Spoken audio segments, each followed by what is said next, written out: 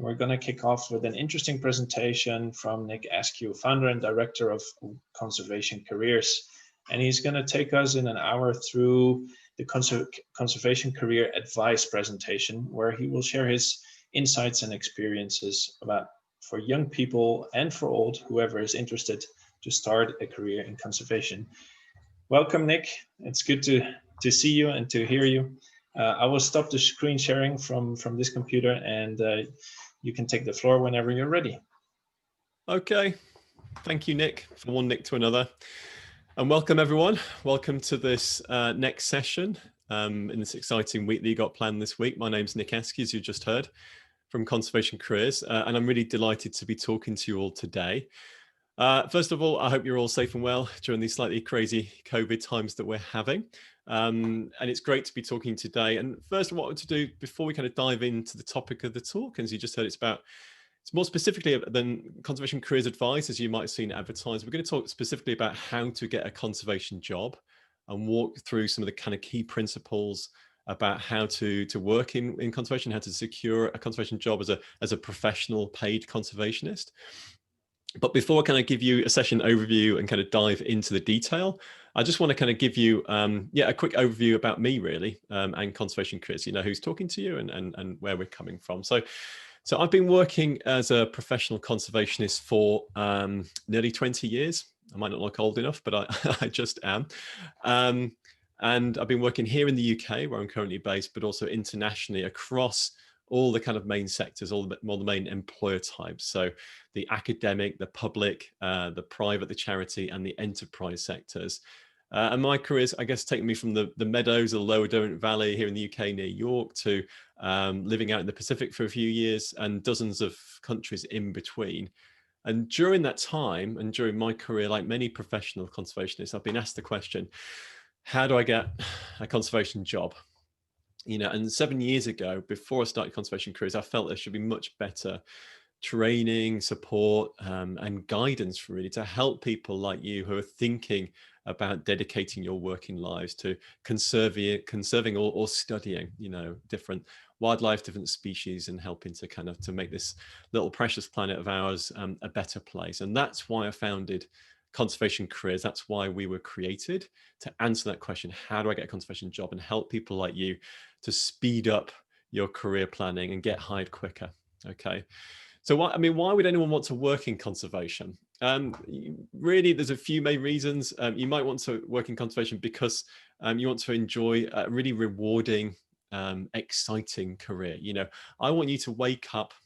My inspiration for you is to wake up on a Monday morning when your alarm clock goes off at whatever it might be, 7 o'clock, something like that. I want you to be excited about your job, not dreading it. I want you to look forward to the week ahead, knowing that what you're doing is going to have impact, and you're going to be rewarded as a result of that. And I think the best part of being a conservationist is knowing that your career really means something, you know, and that you're having a really positive impact on the things that you love and that you care about, and you're doing things that you're good at as well.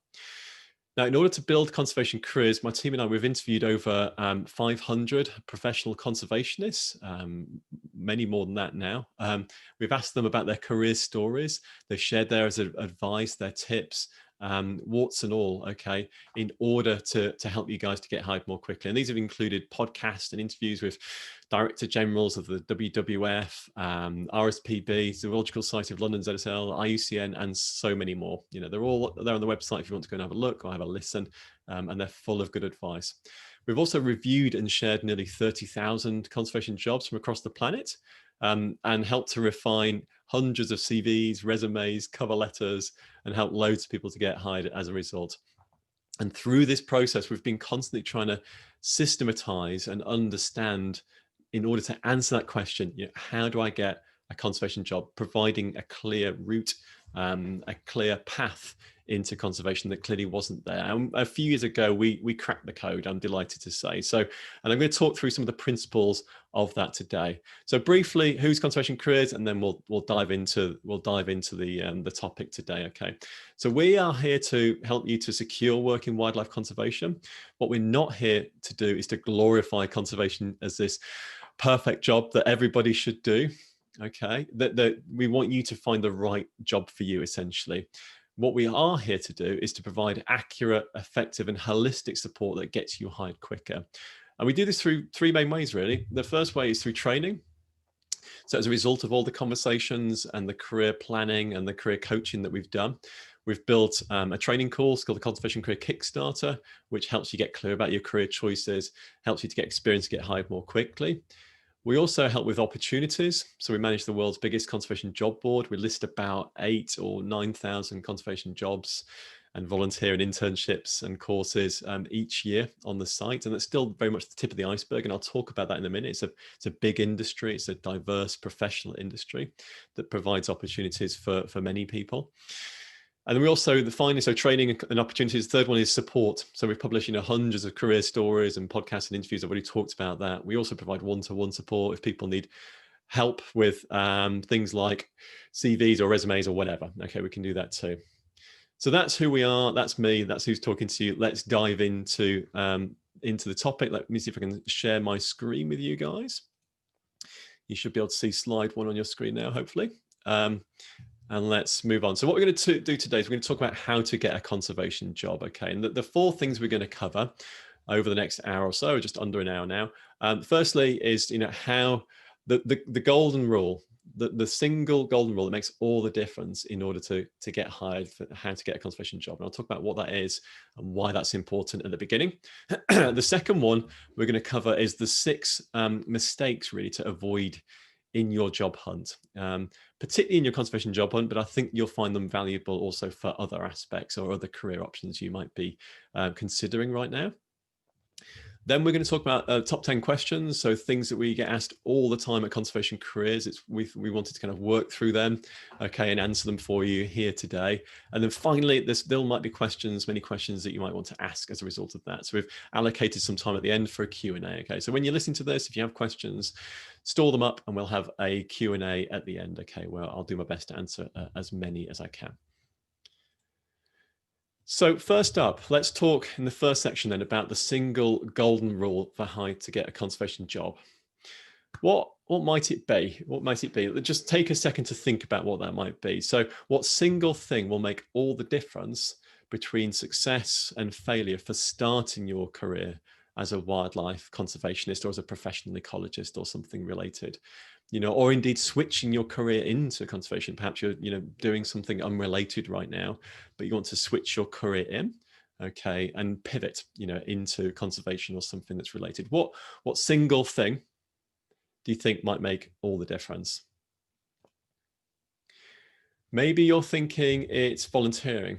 Okay, maybe thinking if I do some specific volunteering, if I do more volunteering, if I do some particular volunteering you've been looking at or internship or other experience, that will make all the difference. Maybe that's the single thing. Or maybe you're thinking education. Maybe thinking, well, to work in conservation, you need a master's or a particular degree, or maybe you need a PhD, specifically to secure the sort of job you're looking to get. Could it be education that's the single thing that's going to make that biggest difference in order to get you hired more quickly? Or maybe you're thinking it's passion. Maybe if you had enough passion, it would provide the determination and the drive, in order to get you hired more quickly. Maybe that's the thing. In order to get hired quicker, I need more passion. That's the one thing. That's the thing that Nick's going to say in a second.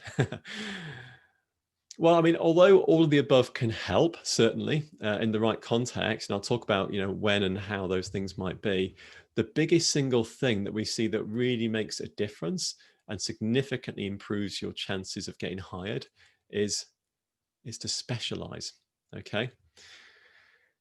Specializing, finding your niche, okay, your target role, and really doubling down to become great at it really significantly speeds things up for you. And why is this so important? Why does it work? Well, if you consider getting a conservation job as kind of entering a competitive arena, okay, because it is competitive. There are more jobs available than ever before. That's the good news. I mentioned before, we list about 10,000 jobs a year on Conservation Careers, and still the tip of the iceberg, okay? But the bad news is there's more people than ever looking for those jobs as well, more people like you. So it's maintaining or increasingly competitive, okay, as an environment to be in. So being competitive really is key. Otherwise, you're never going to stand out from the bunch, you know, and get hired, or it'll be much harder. Let's put it that way. I should never say never, but it's certainly be much harder. So if you consider getting a conservation job is like entering a kind of competitive arena. You know, a good analogy for that, which I think explains the principle quite well, is think about yourself if you're going to, say, the Olympics in Tokyo, hopefully next year, you know, COVID willing. Let's say your goal is to go to the Olympics and to secure a gold medal. See that as a metaphor for securing your first paying conservation job, okay? What would your best strategy be? You know, there's probably two main strategies. One is to kind of enter every event, okay, and say, look, there's 40 or even 50 or so events at the Olympics.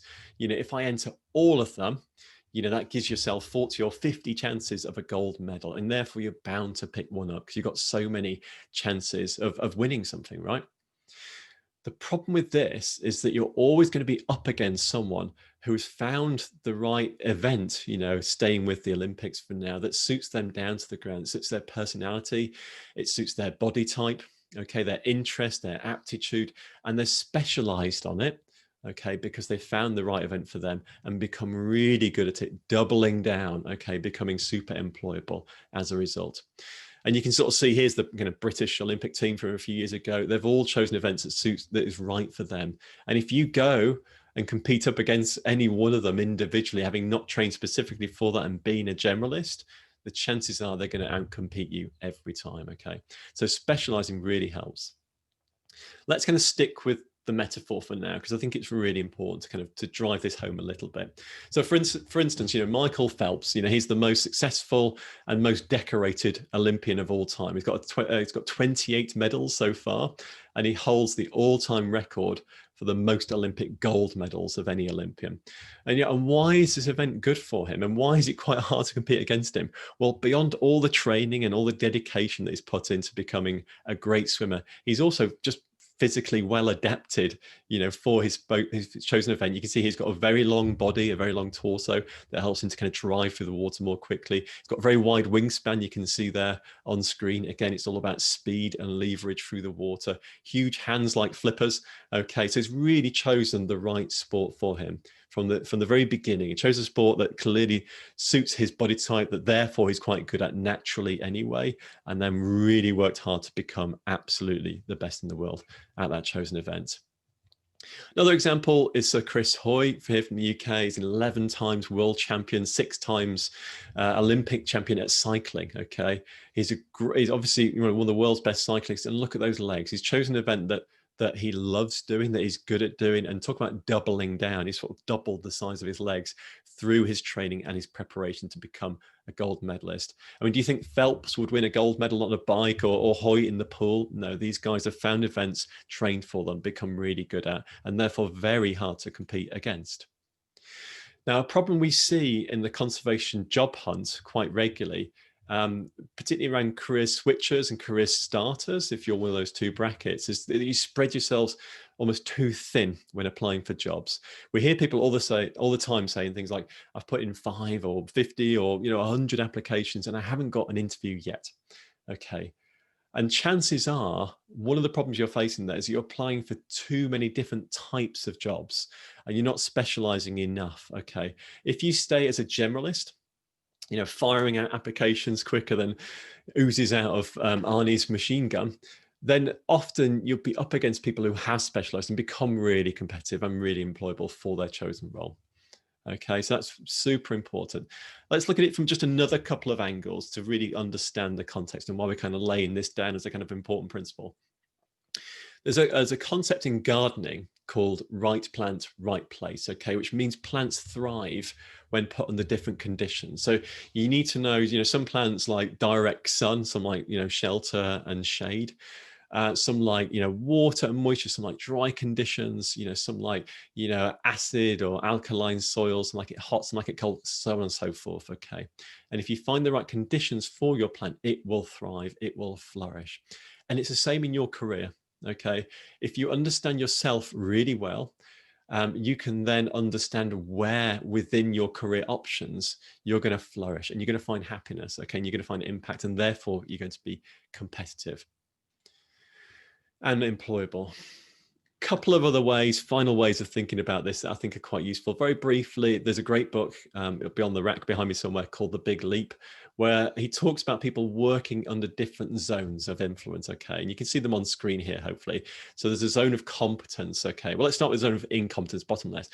These are things, jobs, tasks, duties, whatever, skills, knowledges that you don't do particularly well, and you don't even like doing them. These are things you really want to avoid in your career. And some people kind of find themselves doing stuff that they don't like doing and they're not particularly good at. You want to be avoiding them as best as possible. You need to understand yourself first before you kind of apply this to your career.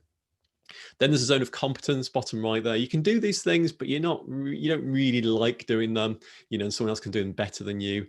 Then there's a zone of excellence. You can do these things really well, but they're not making your heart sing. Whereas finally, there's this area called a zone of genius, as they defined, and you're absolutely love doing these things. You're phenomenal at them. And these are the activities you give the highest ratio of abundance and satisfaction. You're good at them and you love them. Those are the things we want you to identify in your career. Those are the things you should be focusing in on, really, whether it's inside of conservation or indeed outside of conservation. By doubling down on that sort of principle, it's going to help you to find career happiness, and learning about yourself year on year as you go forward through your career can kind of help to refine and sort of dial in, that impact that we're all looking for.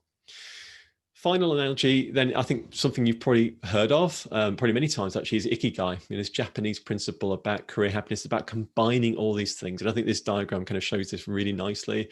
So asking yourself questions about what do you love, what are you good at, what can you be paid for, what does the world need? And by trying to find a balance between those things, when something's out of balance, something's missing, then you can see if something's out of balance, you might feel delight and fulfillment, but no wealth. You're not being paid for it. You might feel satisfaction, but you have a feeling of uselessness and so on. It's about understanding these various things and putting them in balance in order to find that specialization, that niche, that target, that area that's going to make you happy, in order to find that career happiness and to help you get hired more quickly. And just a kind of an example, really, of this sort of thing in action. We can talk about a few, but a good one actually is a good friend of ours called Dan. He works at the British Antarctic Survey, and through self-reflection, he sort of learned there's a few things that are really important to him that he wanted to try and really kind of focus in on. Firstly, conservation. Really passionate about wildlife conservation. He's also really passionate about photography. That's something that is a great, personal interest of his. And he's also trained to fly airplanes. Okay, he's a chartered pilot. Okay, and those three things are really important to him. He was doing a job kind of related to conservation. He was doing ecological consultancy, which he was good at, but didn't really love. It wasn't making his heart sing. It was a zone of competence job, I guess. And he decided to just leave that job and really focus in on what he wanted to do. He did some work, identified organizations which had conservation and also pilots, which do exist. He found a few of them.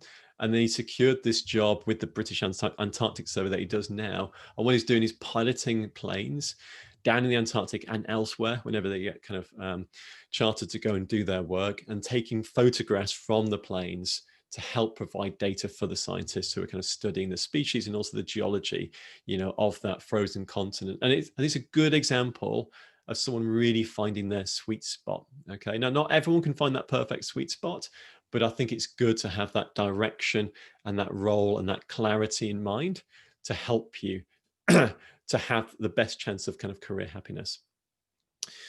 So that's sort of wrapping up. What is the golden rule? The golden rule is to specialize. If you do specialize, then really everything else becomes a lot easier, actually, because once you understand which role is right for you, then you can start to answer questions such as, what training or specific experience or let me just flip back. Experience or academic qualification do I need for my chosen role? It's all very much dependent upon the role in question. So really it depends upon what employers are looking for that specific role, and then stepping back and saying, what do you have? What do you need? What are your gaps? How are you going to fill them? I'll talk about that a little bit more in a minute, okay, if I'm going a bit too quick. You can also answer questions like, which application should I be going for? Which jobs are right for me? How do I become more competitive in the job hunt? You'll get more interviews through this process. How will you be happier and more impactful and have a more rewarding career? It will all happen more quickly should you choose to focus and clarify and get a direction. Now, what we don't say is just have, one job type at the expense of all others, okay, and be totally blinkered to opportunities. What we do encourage you to do is have a target, have a goal, something you're moving towards, something you've identified, you understand your gaps, you're filling those gaps, you're becoming more employable, you're becoming, that Olympic champion, to use the metaphor, for your chosen niche, for your chosen area. But be open to opportunities that come along too. Okay, so you might still see a job that looks great, really interesting, your heart is singing. It's still worth putting applications for them. Okay, it's still worth saying yes to opportunities that come your way. Okay, but by having that focus, that direction, that's going to help you a lot in terms of getting hired more quickly. So that's the end of the first bit. Okay, the key principle, the golden rule. The second bit we're going to cover now, okay, we're just kind of clicking into 20 minutes, is 6 mistakes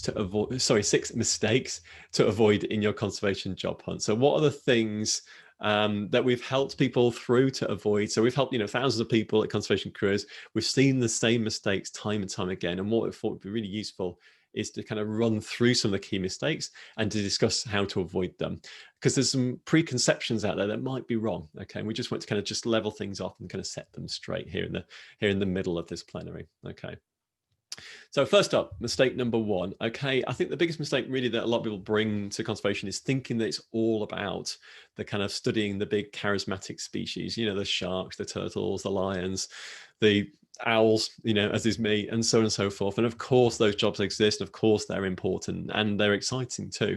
Okay, but conservation is it's a huge growing professional industry, and it has an overwhelming number of different roles available, and so it suits everyone. And we shared nearly 30,000 conservation jobs on the site with over 12,000 different job titles. Okay, so it's not just about these big charismatic species or beautiful locations.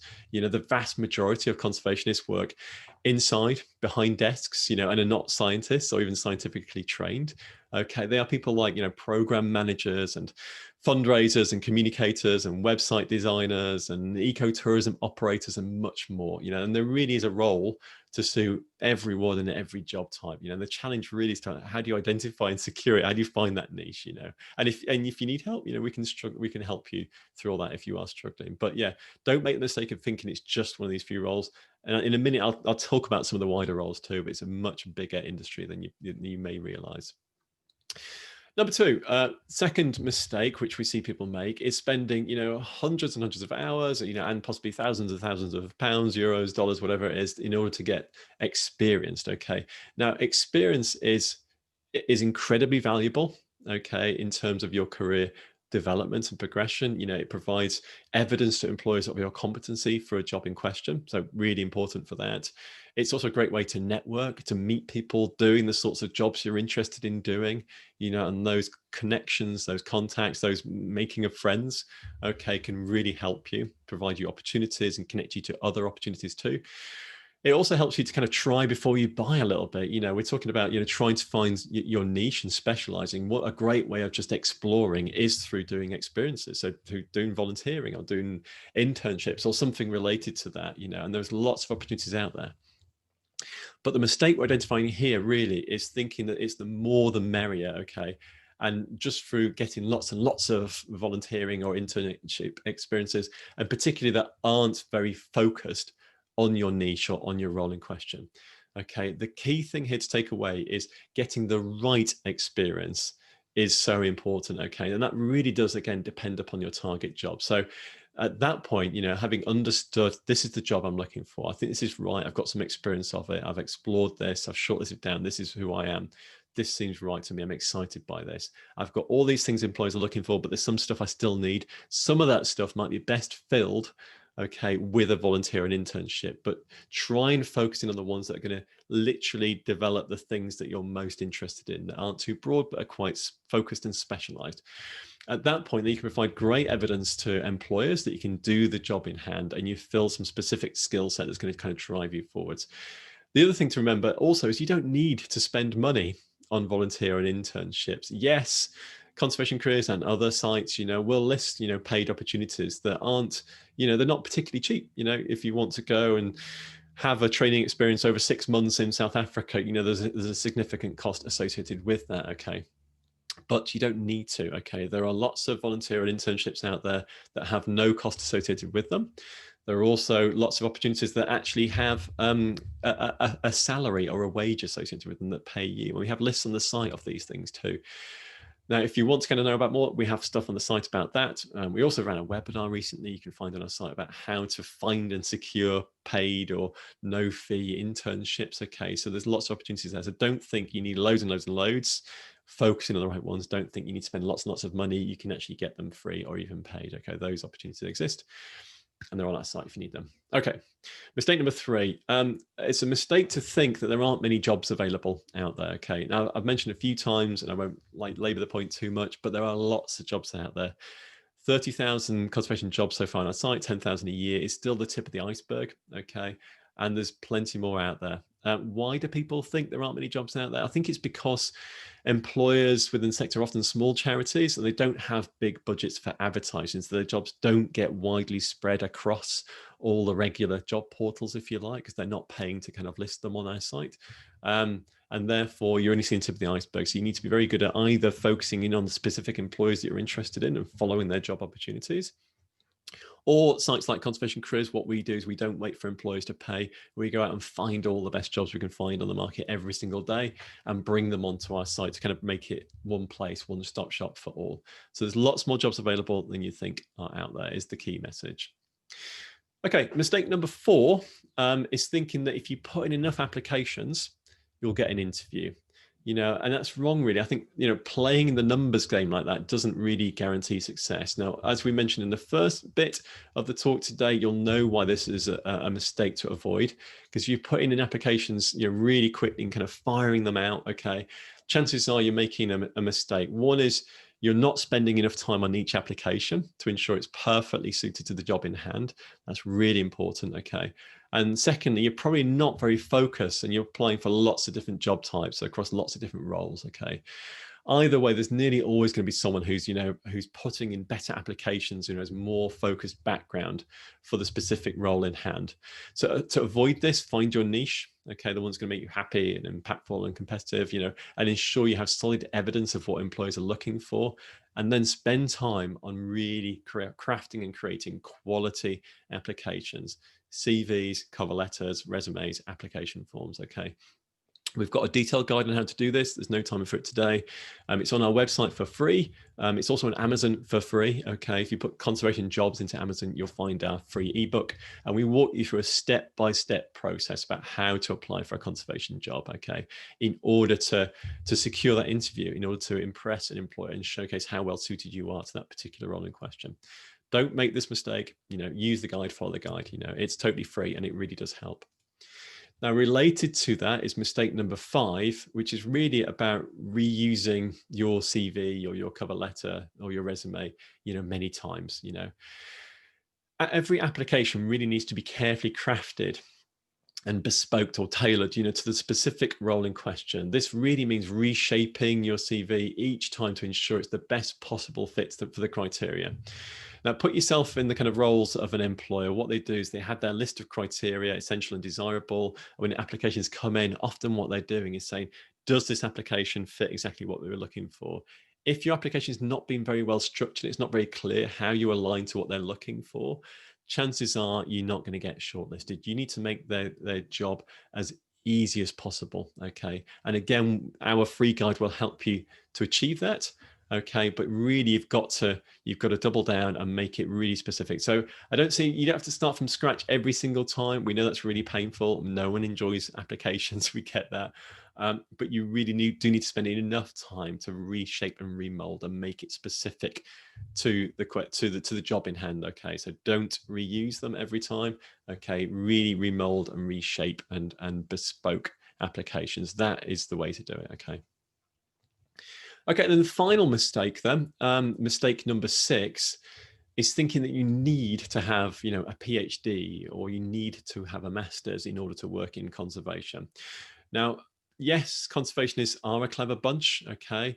They are saving the planet after all, okay? In a survey that we did 5-6 years ago now, something like that, we asked of professional conservationists working right then, you know, what is the highest ranking qualification that you have?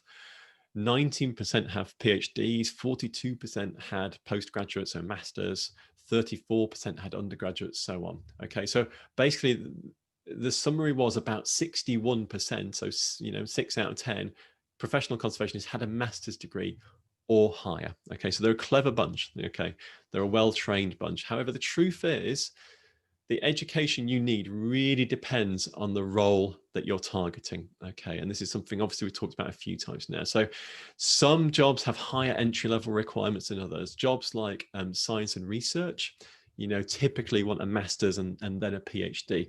The academic path being you do a degree, then you may or may not do, you know, a master's and then into a PhD, and then from there they may become, you know, a research fellow and onto kind of, you know, tenure track professorship or something like that. You know, you do need, you know, a high academic standard to work within academia. Okay, but you know, there are some many jobs that don't require that standard of academic qualification. So really understanding the niche you're targeting and then looking to see what employers are looking for in terms of their qualifications is the right approach to take. You know, and don't forget also, particularly if you're a mid-career switcher, if that's you on the call today, you know, experience of actually doing a job or a role, okay, can beat qualifications hands down as well. So even if employers are saying, you know, we want a degree and, you know, 5 years experience of doing whatever, if you've been doing this role, communications marketing, for X many years already, you know, the employer is often more than happy to kind of trade off, you know, your experience for the fact that perhaps you don't have a relevant degree. So don't think you need to have everything that employers looking for. We often say like Superman doesn't exist. You know, employers often have a very long list of, you know, essential undesirable skills and experiences and criteria that they're looking for. It's very rare they get someone who has everything. Okay, so there's always, you know, pragmatic compromise on both sides. So just reflect, you know, how good are you really? How well can you deliver against that role? But you don't always need a master's or a PhD. Okay, that's the message there. Okay, then, so moving on to the penultimate bit, we'll end with a proper Q&A, okay? But this bit now, what I'd like to do is just kind of run through the top 10 questions we get asked all the time at Conservation Careers, and then we'll answer them to you, and then we'll hand over to you guys, okay, at the end to do a bit of a Q&A too. But I'm just going to take a quick drink as well. Okay, so first one up then in the top 10 questions that we asked all the time for how do I get a conservation job is, well, let's start with the top. You know, what is a conservation job? And I thought about putting this at the very beginning of the talk, but I think it sits quite comfortably here now. Just to kind of level the playing field. So at Conservation Careers, we define a conservation job as any role where your activities aid the conservation or enhancement of wildlife. Okay, so this includes jobs such as working in wildlife conservation, like a project officer. If you're working for a marine protected area in Fiji, for instance, you're on the ground with the communities, you're researching and managing fish stocks on the reef, and you're putting protected area status in, and so on and so forth. So it's real hands-on conservation. You know, everyone would understand that's a conservation job. But I think importantly, it also includes other roles which indirectly, you know, benefit nature conservation efforts, such as, you know, communications manager job. Maybe that person who's working on the reef in Fiji back in the office as a communications manager, and their job is to raise the profile of what the conservation organization is doing. Okay, so that staff such as the project officer, you know, can get more work, secure more funding to protect more reefs. Okay, so the communications officer role, although it's not necessarily a hands-on practical conservation job, in our sense is still very much, you know, a conservation job. And many, you know, conservation employers will have communications officers and fund managers and, you know, project managers and so on and so forth, you know, within that. Okay, so if the role aids conservation efforts, it's a conservation job. Next up, the second top question we get asked all the time. Okay, what jobs are available within conservation? What does the industry look like? Now, it's a much bigger industry than you might imagine, as we touched on already. It's become really professional. There's a dizzying array of conservation jobs and types out there for switchers. It's kind of easy to get lost and confused. As I say, we've listed over, 30,000, well, nearly 30,000 conservation jobs now, 29,000 to date, and over 12,500 different job titles. So where do you start? How do we characterize the jobs that are out there? Well, we've helped by kind of collating them, condensing them down into kind of 15 main job types. And let me just walk them through now, just so you kind of understand the kind of the employment landscape, okay, and your options within that. And obviously within each one of these 15 types, there's many different job types available too.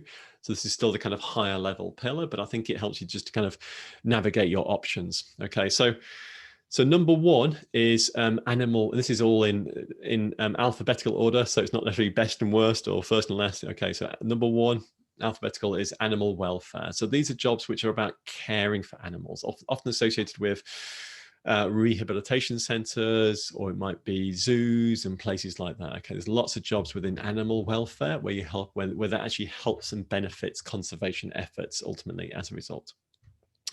Number two, communications and marketing. And that's all about raising the profile of conservation. Okay, and I mentioned just a minute ago, there are lots of organizations hiring conservation communications and marketing specialists, raising the profile, therefore raising more funds. Okay, therefore, getting more signatures on the campaigns, driving more memberships, whatever it might be. And arguably, I think one of the most important conservationists on the planet is a communicator. Someone called Sir David Attenborough, right? This is an important role, and the challenge nowadays within conservation is actually bringing more people into the movement to support it. So these are important roles, and we're seeing more of them advertised all the time.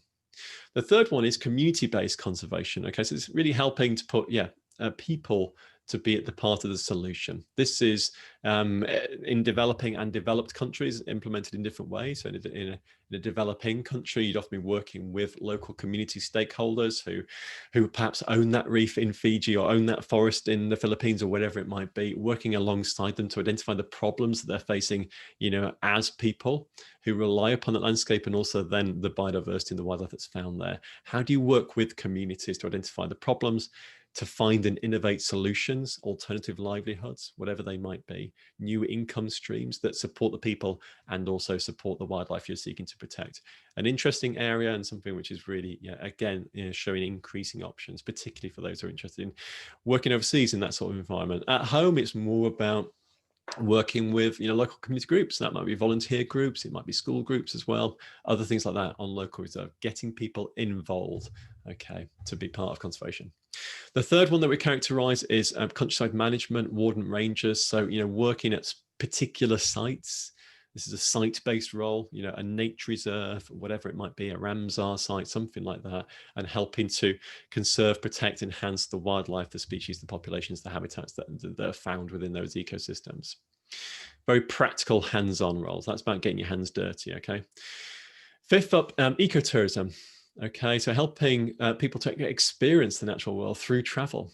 Okay, and we're seeing more and more the opportunities within the ecotourism sector, the travel sector, that's providing benefits for and adding plus, positive aspects to wildlife conservation efforts. Okay, yes, there's areas of the industry that are detrimental to conservation and wildlife, but there are some areas which are really providing great benefits and new resources like into conserving particular sites and species, okay, by giving them a value and showcasing the wonder and the wildlife to tourists that come through those sites. So ecotourism is an interesting area and an area to be exploring. Quick aside, again, a friend of the show, if you like, a guy called Chris Thompson. He did a good degree, okay, at Edinburgh University. He got some good experience too. He graduated, he put in something like 20, 30, 40 applications to conservation employers and wasn't getting anywhere. He was spreading himself too thin, but still he was quite well suited to a few of those jobs, wasn't getting interviews. He then decided to pivot and looked at ecotourism because his Venn diagram was about travel and wildlife. And he thought, well, actually, ecotourism is an area that I'm really passionate about too, not just wildlife and conservation. Within a week, he had 2 interviews and 2 job offers by just pivoting into ecotourism. And now he kind of gets to travel quite widely. He also gets to experience wildlife, and he helps other people to do so as well. So it's an interesting area to be looking at, and slightly outside the scope of what a lot of people perceive to be wildlife conservation, but becoming increasingly important. Okay, the second tranche then, the next 5 up out of the 15, Ecological consultancy, number 6.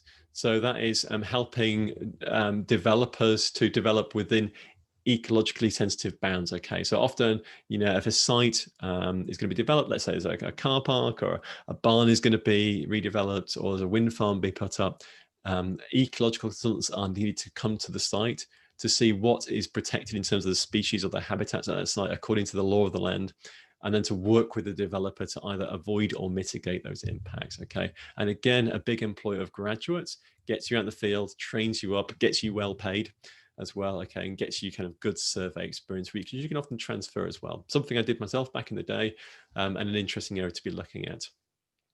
Number 7, environmental economics and ecosystem assessment. So putting a value on nature. Again, if you've got an economics bent, a background and interest, this is an area that could be looking at. This is all about, how do you value the forest? How do you value carbon? How do you create incentives that changes market forces to benefit conservation and put it at the center of our planning going forward? It's a really important dialogue and discussion happening right now in many countries post-COVID, greening the economy. How are we going to do that? And it's environmental economists that are doing that drive. That's another area to be looking at. Over halfway through then, so environmental education, number 8, next one up, increasing the awareness and support for nature. Okay, so you can imagine people who teach, schools groups, also adult groups. This is about, educating people and bringing people along with you. You can think about, the types of people that suits. So think about, teaching and that side of things. Number 9, fundraising and development, so raising the money to save nature, really important role. Perhaps less attractive to a lot of people, but this is all about developing projects and programs. So working with the people on the ground.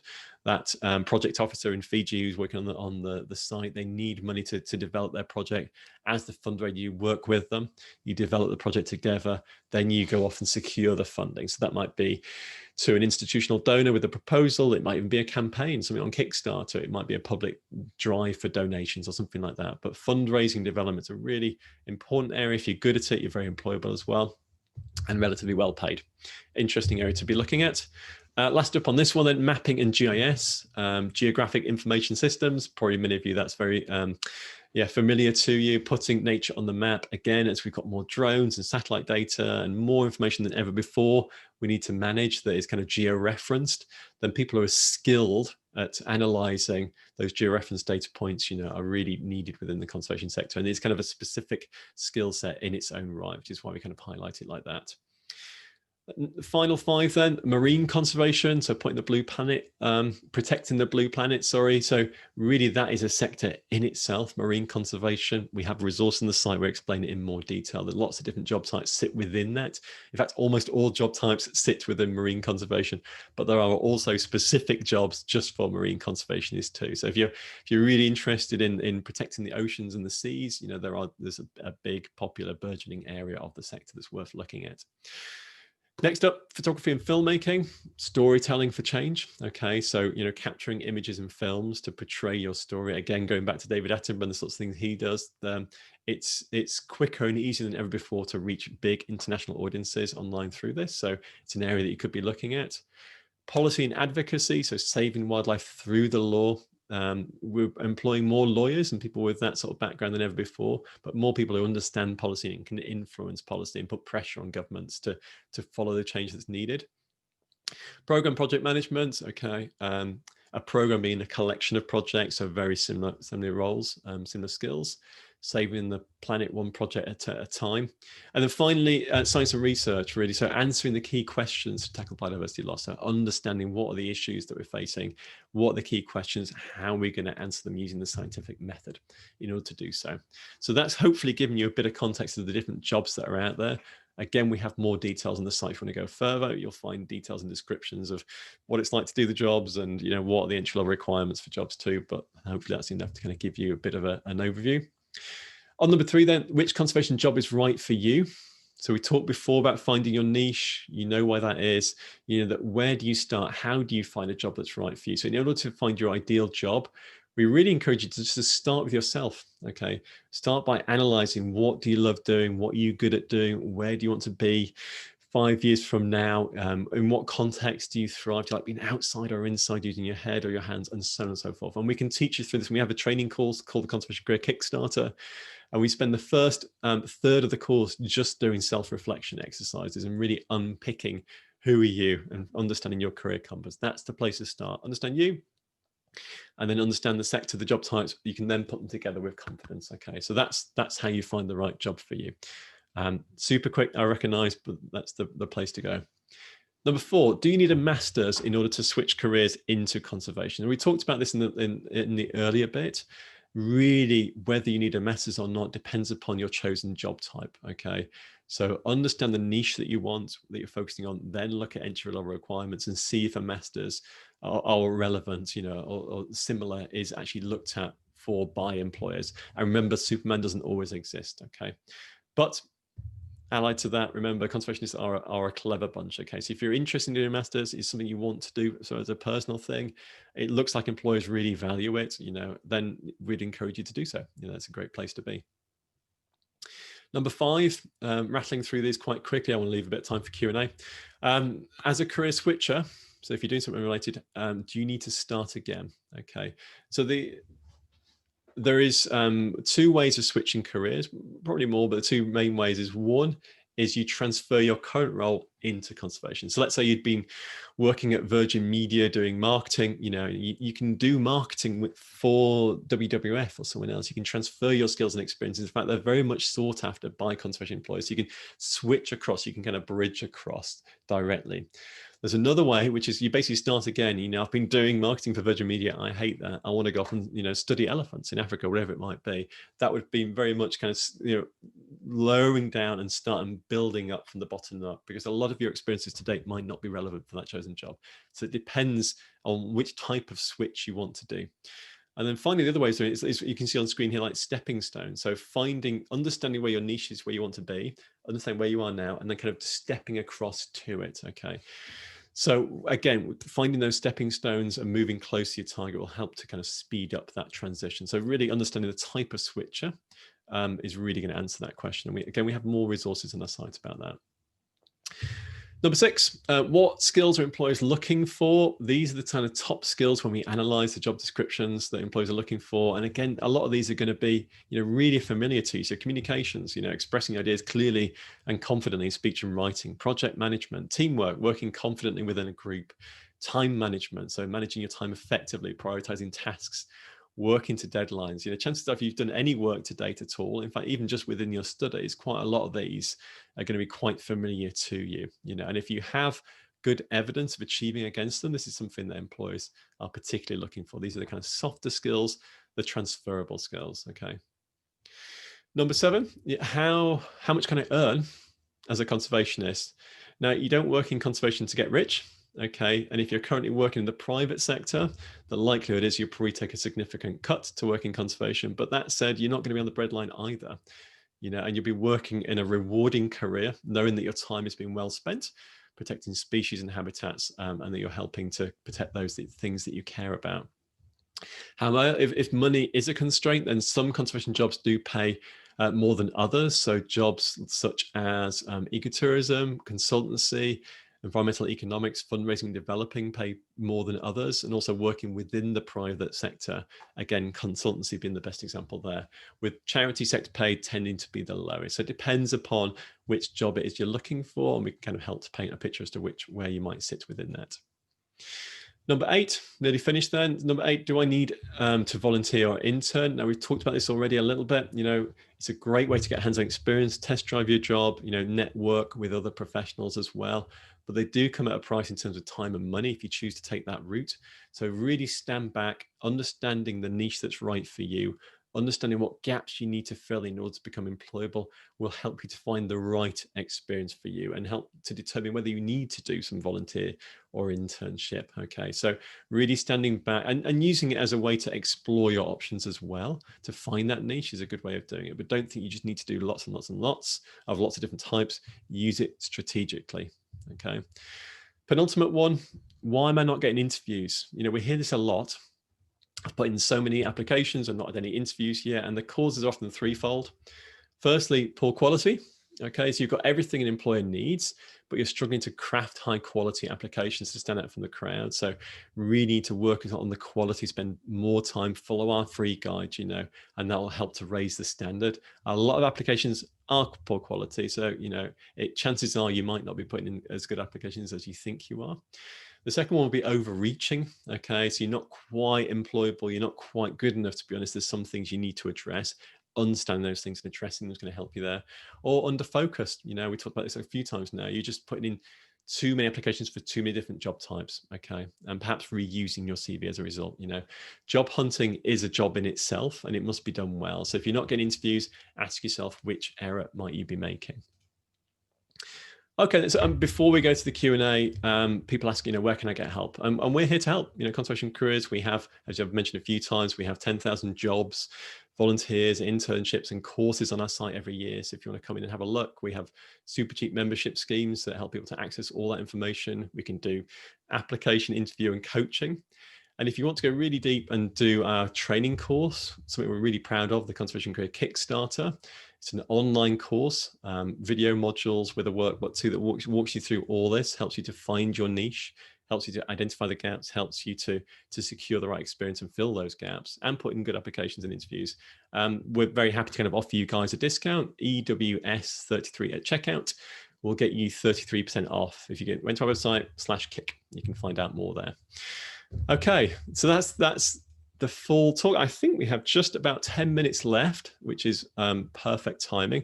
So we're here and very happy. I'll stop sharing my screen.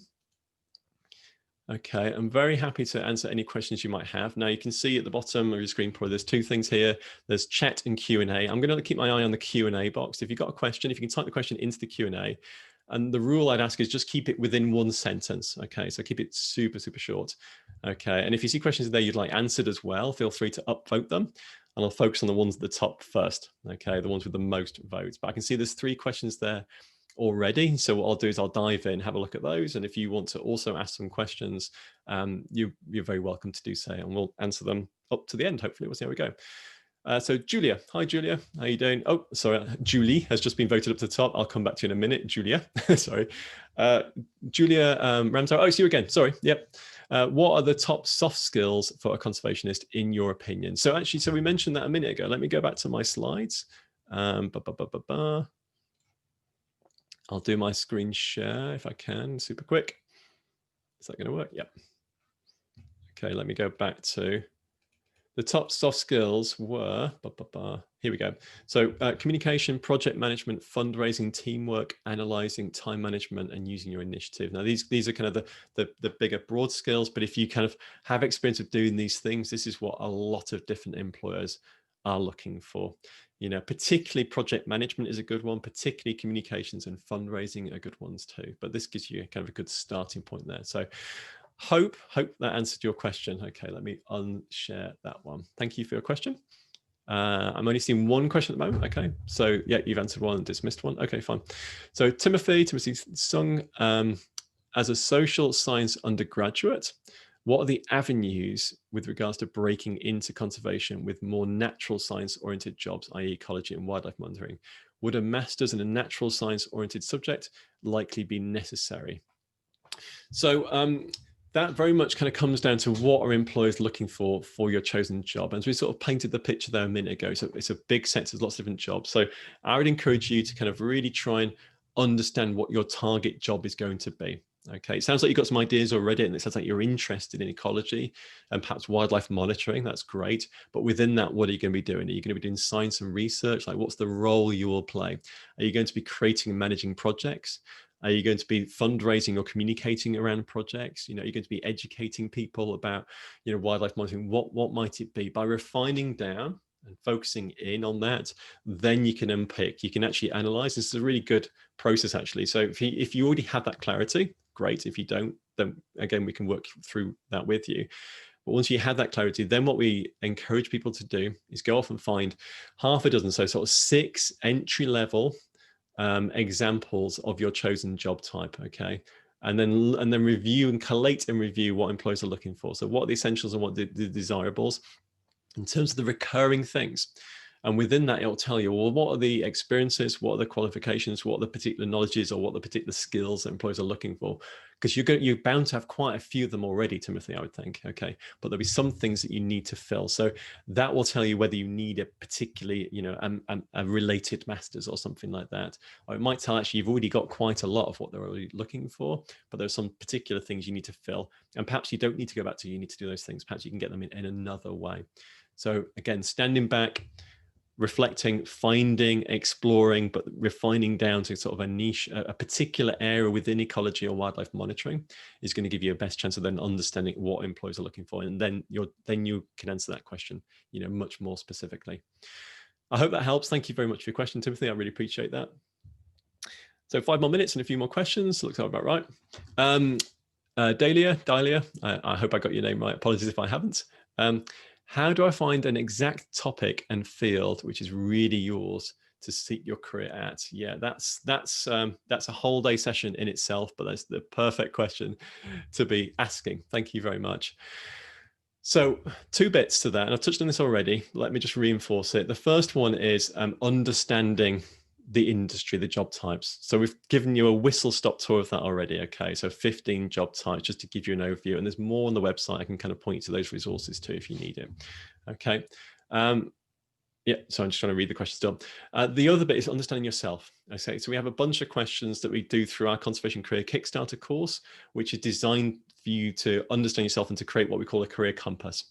So the sorts of tasks that we do are asking yourself, like, project yourself 5 years from now and ask yourself, you meet a colleague, someone from this network, okay, at a conference, say, hopefully 5 years from now, post-COVID, everything's normal again. How's your career going? You say, my career is going absolutely brilliantly. I'm having a great time. I'm loving my job working as a conservationist. And your friend goes, oh, what is it you're doing? What's your job? And just projecting yourself into your successful, happy career future is a good starting point. Okay, what sort of things, what sort of issues might you be tackling? What makes your blood boil? What are you really passionate about?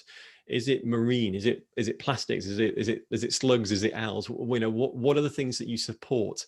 In terms of your particular areas of interest, that gives you a theme that you might be working on.